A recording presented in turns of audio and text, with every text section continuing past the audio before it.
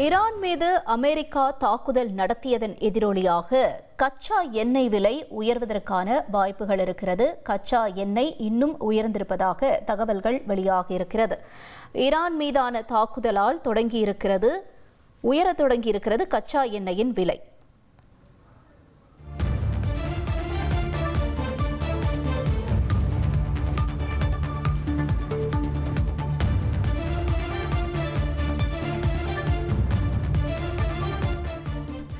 தொடர்ந்து விவரங்களோடு பாரதி ராஜாவிடம் கேட்கலாம். பாரதி ராஜா, வணக்கம். தற்பொழுது இந்த கச்சா எண்ணெய் விலை உயர்வு, இதனுடைய இந்த பின்னணி காரணம் பற்றி சொல்லுங்க.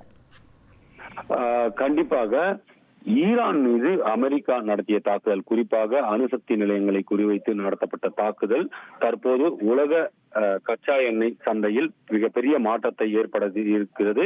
இதற்கு காரணம் என்ன என்றால், உலக கச்சா எண்ணெய் சந்தையில் 20% கச்சா எண்ணெய் ஈரான் வளைகுடா பகுதிகளில் இருந்து உற்பத்தி ஆகிறது என்பது குறிப்பிடத்தக்கது. குறிப்பாக ஹார்மோஸ், ஸ்ட்ரெய்ட் ஆஃப் ஹார்மோஸ் என்று சொல்வார்கள். இது 25 கிலோமீட்டர் பரப்பளவு கொண்ட ஒரு பகுதி. இந்த பகுதியில் இருந்துதான் 20% கச்சா எண்ணெய் உலக கச்சா சந்தைக்கு வந்து கொண்டிருக்கிறது தினசரி. இந்த நிலையில இந்த ஹார்மோஸ் பகுதியை மூட இருப்பதாக ஈரான் தெரிவித்திருக்கிறது. இதனால் உலகத்தில் கச்சா எண்ணெய் பற்றாக்குறை ஏற்படலாம். குறிப்பாக இந்தியாவை பொறுத்த மட்டும் பாத்தீங்கன்னா 1/3 கச்சா எண்ணெய் இந்த ஹார்மோஸ் பகுதியில இருந்தா வருது.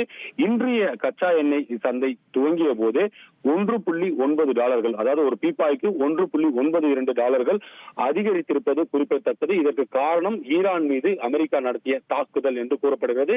ஈரான் அமைச்சரவையில் கூட இந்த ஹார்மோஸ், அதாவது ஸ்ட்ரெய்ட் ஆஃப் ஹார்மோஸ் என்று சொல்வார்கள், இந்த பகுதி, இந்த 25 கிலோமீட்டர் பரப்பளவில் உள்ள பகுதியை மூட முடிவு செய்திருப்பதாக தகவல் வெளியாக இருக்கிறது. இது மூடும் பட்சத்தில் எண்ணெய் விநியோகம், கச்சா எண்ணெய் உலக சந்தைக்கு அனுப்புவது 20% குறைய வாய்ப்பு இருக்கிறது. அதனால் விலை மேலும் அதிகரிக்க வாய்ப்புள்ளதாக நிபுணர்கள் கருதி இருக்கிறார்கள்.